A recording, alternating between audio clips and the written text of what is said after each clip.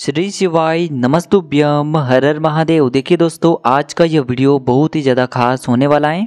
देखिए, हम सभी जानते हैं कि अभी फाल्गुन का बहुत ही पवित्र महीना चल रहा है और इसी महीने में कल है रविवार का दिन। देखिए, इस दिन अनुराधा नक्षत्र और हर्षण योग का निर्माण भी हो रहा है।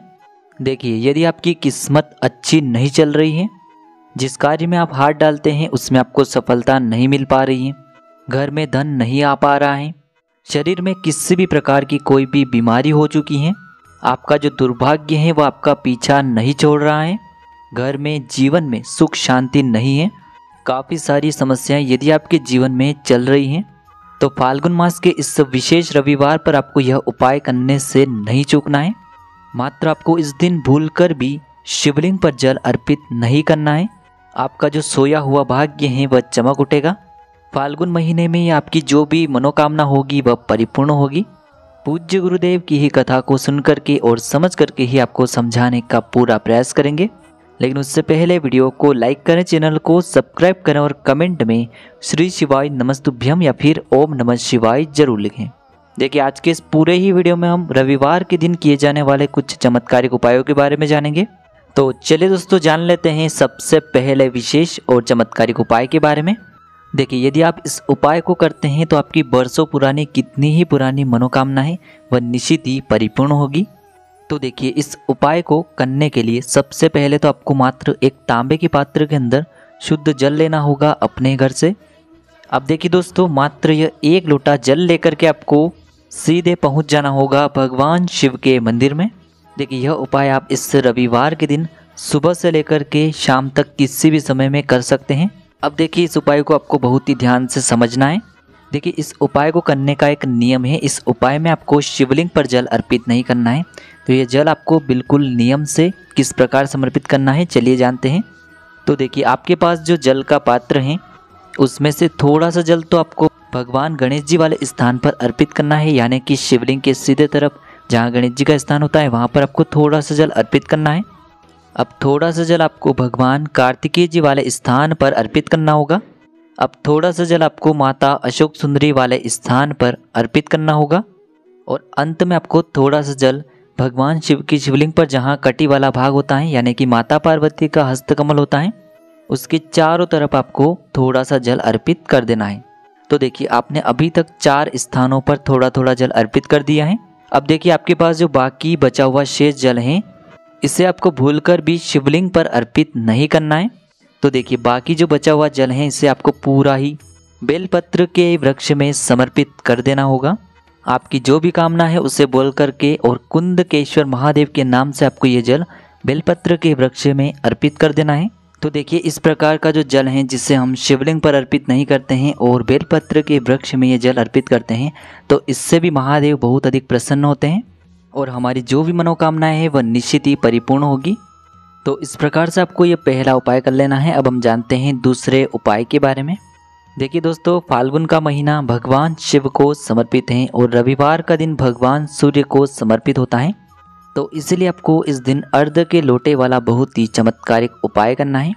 देखिए, यदि आपके जीवन में अंधकार है, आप कोई भी कार्य करते हैं उसमें आप बार बार असफल हो रहे हैं, या फिर आपको उस कार्य में बहुत अधिक आलस आते हैं, आप उस कार्य को पूर्ण ही नहीं कर पाते हैं, इसी के साथ में जीवन में तेज की वृद्धि के लिए, जीवन में आपको दशों दिशाओं में उन्नति प्राप्त हो, जो भी कार्य आप करें उसमें आपको सफलता की प्राप्ति हो और आपके शरीर से जो भी रोग हैं उनका क्षय हो, तो आपको यह विशेष उपाय करना है। देखिए, इस उपाय को करने के लिए सबसे पहले तो आपको मात्र एक लोटा शुद्ध जल लेना होगा तांबे के पात्र के अंदर। अब देखिए, इस पात्र को इस प्रकार से जल से भरने के बाद इसमें आपको सबसे पहले तो 7 गेहूं के दाने डालने होंगे। देखिए, जब भी आप इस पात्र के अंदर 7 गेहूं के दाने डालेंगे तब आपको प्रत्येक बार श्री शिवाय नमस्तुभ्यम इस मंत्र का जाप करना है।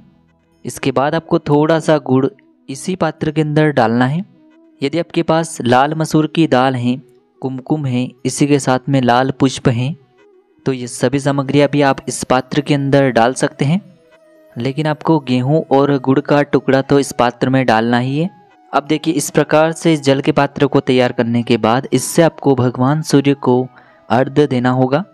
ध्यान रखें, जब भी हम रविवार के दिन भगवान सूर्य को इस प्रकार से अर्घ्य देते हैं तो इससे हमारे जीवन में हमें अपने सभी कार्यों में निश्चित रूप से सफलता प्राप्त होती है और इससे हमारे जीवन में भगवान सूर्य सा तेज आता है।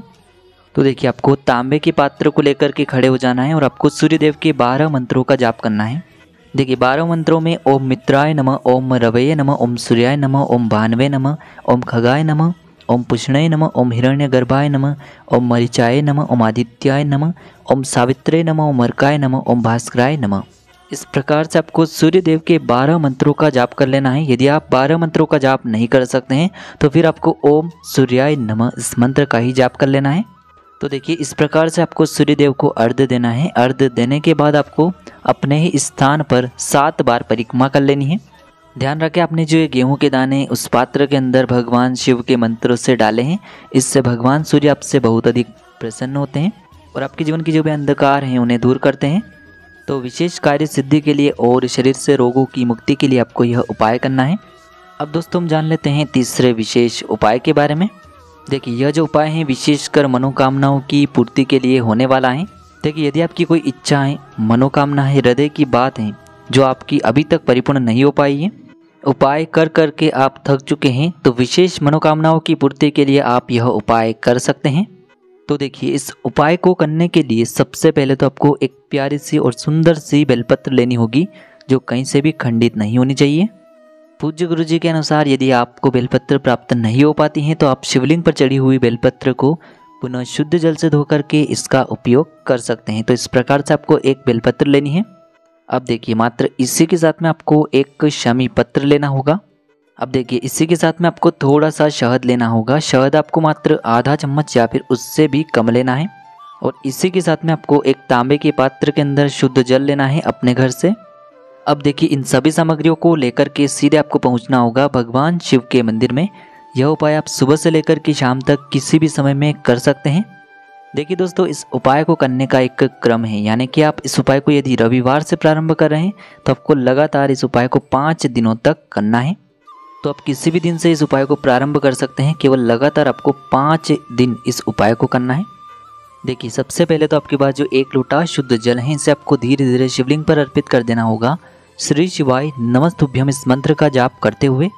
अब देखिए दोस्तों, आपके पास जो बेलपत्र हैं, आप सभी को पता है बेलपत्र में 3 पत्तियां होती हैं। तो बेलपत्र की जो चिकनी साइड होती हैं और इसमें जो सबसे बड़ी वाली पत्ती है, इस पर आपको अच्छे से शहद का लेपन कर देना है। पूरी पत्ती पर आपको शहद का लेपन करना है। अब देखिए, बेलपत्र की बड़ी वाली पत्ती पर शहद का लेपन करने के बाद आपने जो एक शमी का पत्ता लिया है, इस शमी के पत्ते को भी आपको बेलपत्र की बीच वाली बड़ी पत्ती पर ही चिपका देना है।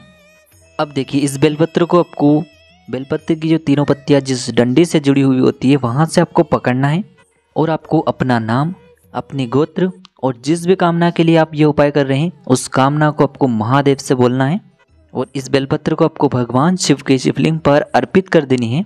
देखिए, बेलपत्र आपको इस प्रकार से अर्पित करनी है कि जो इसकी डंडी है वह जलाधारी क्यों रहेगी, बेलपत्र की जो चिकनी साइड है वह शिवलिंग से स्पर्श रहेगी, यानी कि जो शमी का पत्ता आपने बेलपत्र से चिपकाया है वह भी शिवलिंग से स्पर्श होगा। इस प्रकार से आपको यह बेलपत्री अर्पित करनी है।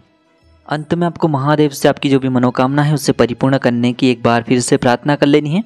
गुरुजी ने बताया है, जो व्यक्ति इस उपाय को लगातार 5 दिनों तक कर लेता है, महादेव की कृपा से उसकी जो भी मनोकामना है उसकी वह मनोकामना निश्चित ही परिपूर्ण होती है।